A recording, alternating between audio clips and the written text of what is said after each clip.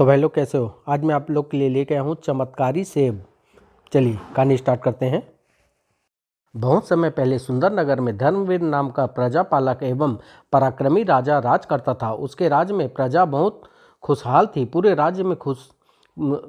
राज्य में दुखी थे तो केवल राजा धर्मवीर और रानी रुक्मणी। इसका कारण उनका विवाह के 15 वर्ष बाद भी संतानहीन होना था। एक शाम जब राजा धर्मवीर अपने सैन्य कक्ष में पहुंचे, प्रिय, तुम्हें हर समय उदास व दुखी देखकर मुझे दुख होता है। स्वामी, आप मेरे मन की व्यथा तो जानते ही हैं, मैं क्या करूं, दिल के हाथों विवश हूं। राजा ने रानी को समझाया, रहने दो प्रिय, जब संतान का सुख हमारे भाग्य में ही नहीं लिखा तो इसे ईश्वर की इच्छा मानकर संतोष करना चाहिए। स्वामी, आप शायद नहीं जानते कि नारी की सबसे बड़ी अभिलाषा माँ बनना होती है। मैं समझता हूँ रानी, और फिर मेरा भी मन करता है कि कोई मुझे पिताजी कहकर पुकारे। कुछ भी है महाराज, एक औरत और एक मर्द के दिल में बहुत फर्क होता है। शायद यही कि पुरुष अपने दुख में अपना कर्तव्य नहीं भूल पाता। आप यह कहना चाहते हैं कि मैं अपना कर्तव्य भूल चुकी हूँ? नहीं प्रिय, मैं यह कहना चाहता हूँ कि यदि मैं तुम्हारी तरह अपने दुख में दुखी हो जाऊंगा तो राज्य की प्रजा के प्रति जो मेरा फर्ज है, क्या मैं उसे पूरा कर सकूंगा? स्वामी, इस राजगद्दी का कोई उत्तराधिकारी हो, इसलिए आप दूसरा विवाह कर ले। यह क्या कह रही हो प्रिय? ऐसा हरगिज नहीं हो सकता। मुझे ईश्वर पर पूरा विश्वास है, वह जो करेगा ठीक ही करेगा। स्वामी, यह आंसू हर समय बहाने की चीज़ नहीं है पगली। आओ छत पर चले, मासूम पक्षी हमारी राह देख रहे होंगे। फिर राजा और रानी राजमहल की छत पर पहुंच गए।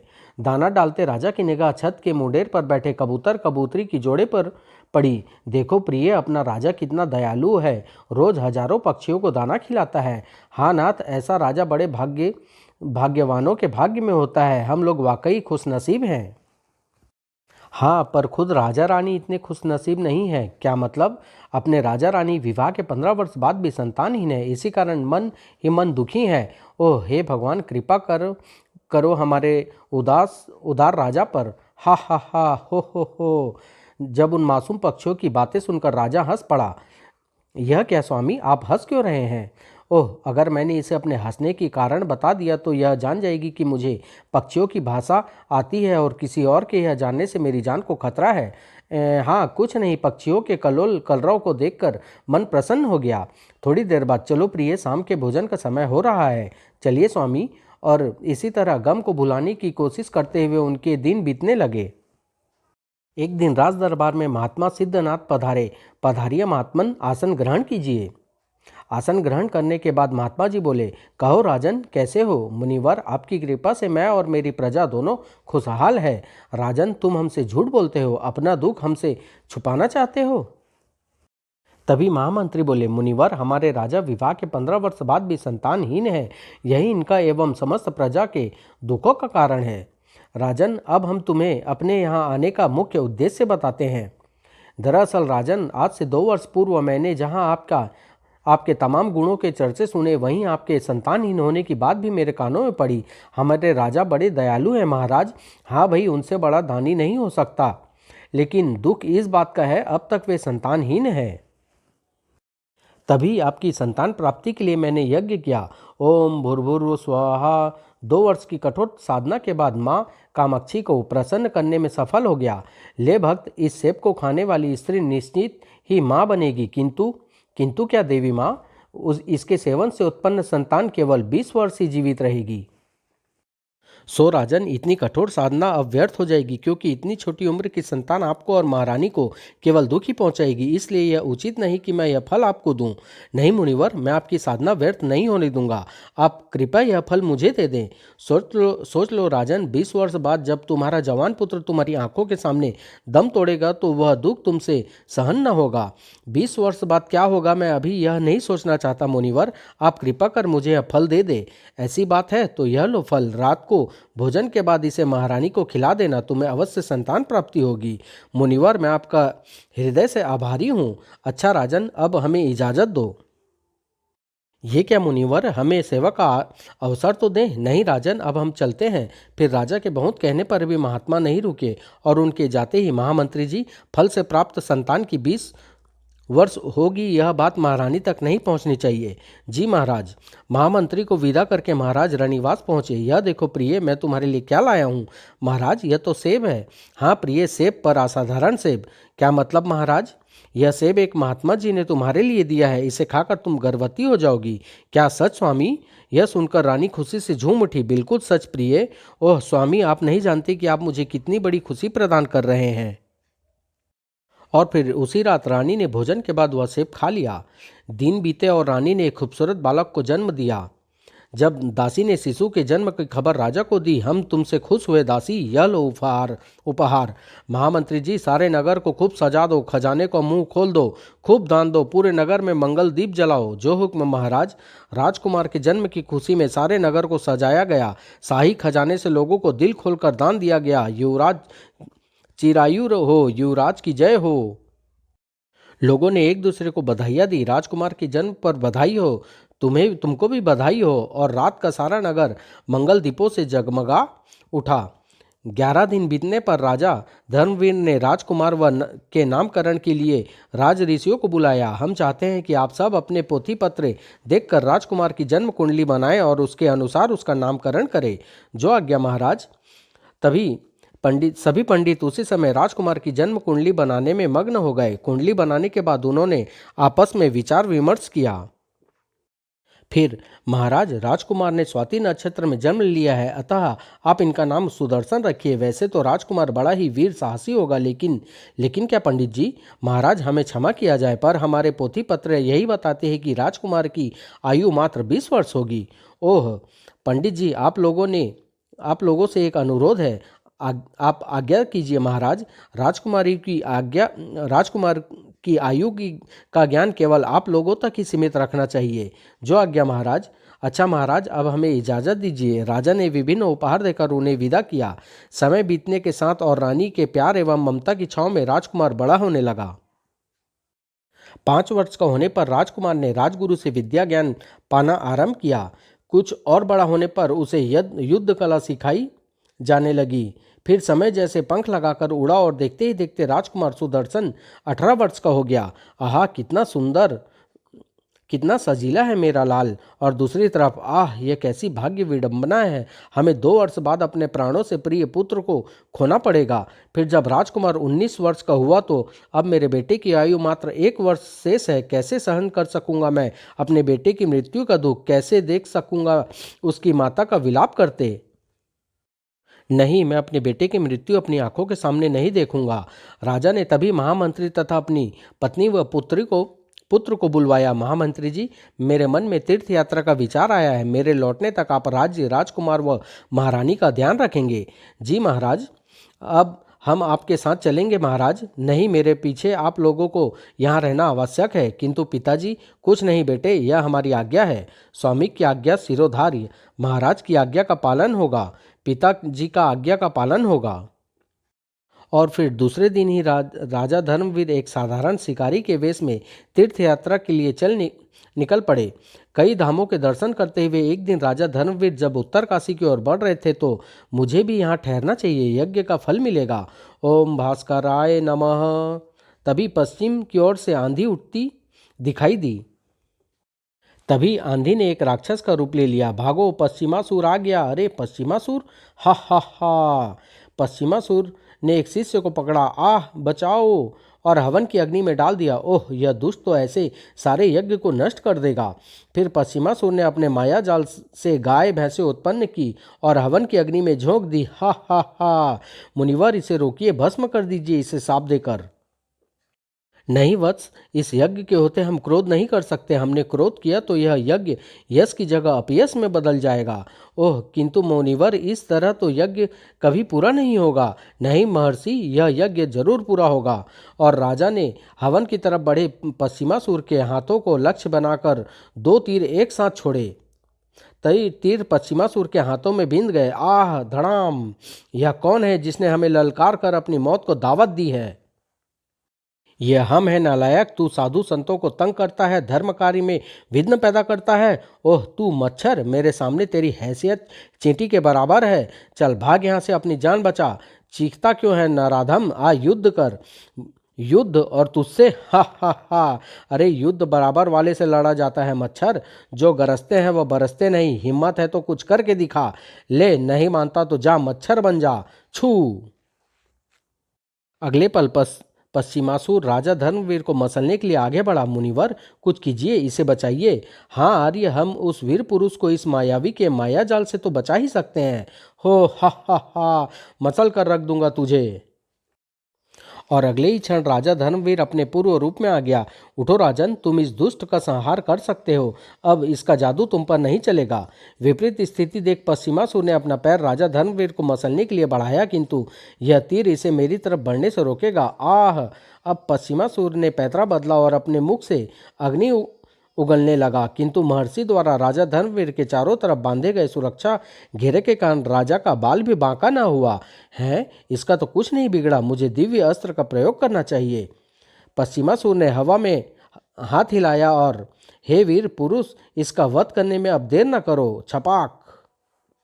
राजा ने अपने धनुष पर तीर चढ़ाया और अपने समस्त गुरुओं और भगवान को याद किया। फिर पश्चिमासुर की नाभि का लक्ष्य कर तीर छोड़ दिया। तीव्र के प्रचंड प्रहार से पश्चिमासुर राक्षस को पश्चिम के आकाश में विलीन कर दिया। अद्भुत, निसंदेह वीर पुरुष है।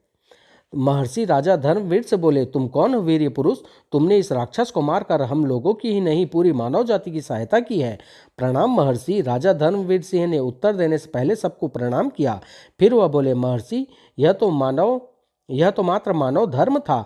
वत्स, तुम वीर होने के साथ धर्म पालक भी हो। इस वियावान में कैसे? मुनिवर, मैं तीर्थ स्थानों के दर्शन को निकला हूँ और इधर से उत्तर काशी जा रहा था। वाह, बड़े ही उत्तम विचार है वीर पुरुष। वीर, तुमसे एक निवेदन है, तुम कल तक के लिए हमारे यज्ञ की समाप्ति तक यहीं रुक जाओ। जैसी आपकी आज्ञा महर्षि।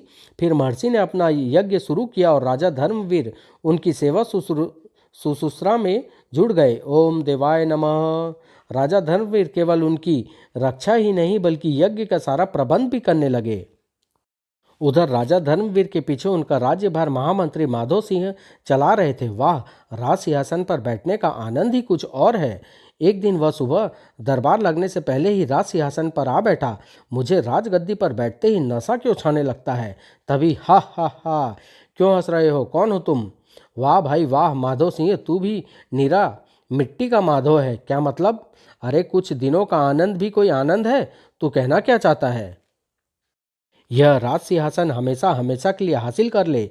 वह कैसे? बहुत आसान है। रानी और राजकुमार को कैद में डलवाकर और राजा को खोजकर उसे मरवाकर खुद राजा बन जा। पर इस तरह तो सारी प्रजा और खुद सैनिक मेरे खिलाफ हो जाएंगे, क्योंकि सब राजा को देवता समान समझते हैं। अब मैं मान गया, तू न केवल मिट्टी का माधव ही है बल्कि मूर्ख भी है। क्या बकता है सुअर? सुन मूर्ख, यहाँ कोई किसी का वफादार नहीं है, सब सहूलियतों के वफादार हैं। तू सब सैनिकों एवं अधिकारियों को पैसा बांट, वो तेरी जय जयकार करेंगे। यह तो ठीक है, लेकिन राज्य की जनता को कैसे संभालूंगा? प्रजा को संभालना तेरा नहीं, सैनिकों का काम है। हाँ, तू शायद ठीक कहता है। और इसी के साथ उसकी अंतरात्मा पुनः उसके शरीर में विलीन हो गई। और उसी दिन महामंत्री ने सेनापति दुर्जन सिंह को अपने विशेष कक्ष में बुलवाया। सेनापति, मैं सोचता हूँ क्यों न तुम्हारी पदोन्नति कर दी जाए। मैं समझा नहीं हुजूर। मेरा मतलब तुम्हें महामंत्री बना दूं और उप सेनापति को सेनापति। पर कैसे संभव है? एक राजा के लिए तो संभव है। मतलब आप राजा बनना चाहते हैं? हाँ, मैं तुम लोगों की मदद से राजगद्दी हासिल करना चाहता हूँ। पर इस तरह तो जनता बगावत कर देगी। बगावत को तुम्हारी सेना कुचल देगी। जैसी आपकी इच्छा हुजूर। और उसी दिन सैनिकों, गिरफ्तार कर लो महारानी और राजकुमार को। महामंत्री जी, आप यह क्या कह रहे हैं? क्या? अगले ही पल सैनिकों ने रानी और राजकुमार को दबोच लिया। हा हा हा। दुष्ट इन्हें कह मुझे छोड़ दे, वरना। फिर दोनों को कारागार में डाल दिया गया। आह। महामंत्री माधो सिंह के राजा बनने की घोषणा से जनता में उठी बगावत को सेना ने बड़ी निर्दयतापूर्वक कुचल दिया। हम यह अन्याय नहीं होने देंगे। हाँ हाँ, हमारे राजा धर्मवीर जिंदाबाद। बोलो राजा माधव सिंह की जय। और इस तरह तलवार के जोर पर जनता ने माधव सिंह को राजा मान लिया। उधर पश्चिमासुर का शव जाकर दूर पश्चिम में स्थित जादूगर भूटान भाटा के महल की छत पर गिरा। धड़ाम। महान जादूगर भूटान भाटा जो महल के अंदर साधना में लीन था, पश्चिमासुर के 100 के महल पर गिरने से उत्पन्न हुआ कंपन से चौंक उठा। ओह, यह क्या? हे महान तेलिया मसान खोपड़ी, बता यह क्या हुआ? खोपड़ी पर महल के बाहर का दृश्य उभरा है। यह क्या? पश्चिमासुर, यह तो रूपनगर के जंगलों में महर्षि का यज्ञ नष्ट करने गया था। हे महान तेलिया मसान की खोपड़ी, बता इसे किसने मारा? रूपनगर के जंगलों में शंख एवं घंटों की आवाज गूंज रही थी। वत्स, आज यह यज्ञ समाप्त हो गया है, हम सब बहुत प्रसन्न हैं। हाँ मुनिवर, अब मुझे भी जाने की आज्ञा दो। तभी सारा वातावरण घोड़ों की टापों से गूंज उठा। लगता है रूपनगर के राजा निर्मल सिंह पधारे हैं, आओ उनकी अगवानी करें। चलिए महर्षि।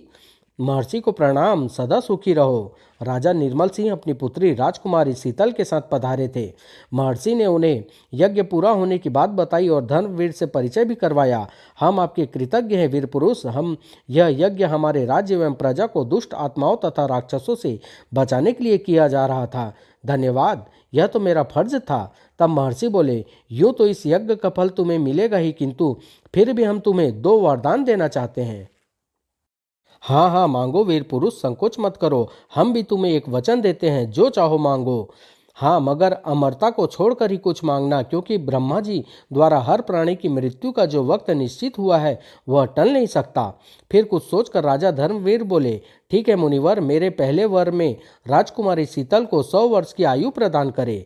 तुम्हारा पहला वर व्यर्थ गया वीर पुरुष, राजकुमारी की आयु पहले ही 100 वर्ष निश्चित है। ठीक है महर्षि, दूसरे वर में राजकुमारी को सदा सुहागिन रहने का आशीर्वाद दें। तथास्तु, ऐसा ही होगा वीर पुरुष। राजा निर्मल सिंह एवं अन्य हैरान थे कि धर्मवीर राजकुमारी शीतल के लिए वर क्यों मांग रहे हैं। हे आर्य, तुमने हमारी संतान के लिए ही सब मांग लिया, ऐसा क्यों? राजन, राजकुमारी भी हमारी बेटी के ही समान है। अच्छा वीर पुरुष, अब तुम हमसे कुछ मांगो जो हम तुम्हें दिया वचन पूरा कर सके। हे राजन, आज तो हमें कुछ नहीं चाहिए, हम फिर कभी आपको कष्ट देंगे, जैसी तुम्हारी इच्छा। अच्छा मुनिजनों एवं राजन, मुझे इजाज़त दे, मैं शीघ्र ही अपनी बाकी यात्रा पूरी करना चाहता हूँ। फिर राजा धर्मवीर आगे बढ़ गए। ओह, तो यह है पश्चिमासुर का हत्यारा, पर यह तो यज्ञ के फल के कारण मर नहीं सकता। ओह, राजकुमारी शीतल कितनी सुंदर है।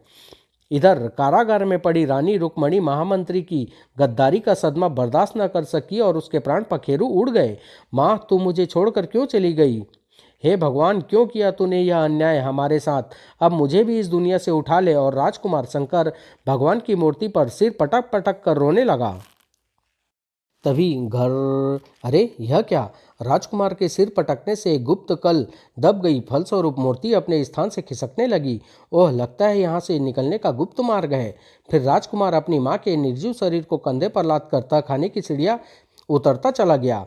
कारागार से राजकुमार और रानी के फरार होने की खबर जैसे ही माधो सिंह को मिली, यह कैसी व्यवस्था है आपकी जो दोनों कैद से निकल भागे? क्षमा करें महाराज, हम उन्हें जरूर तलाश कर लेंगे। हमें जल्द ही दोनों कैदी जिंदा या मुर्दा चाहिए। जो हुक्म महाराज।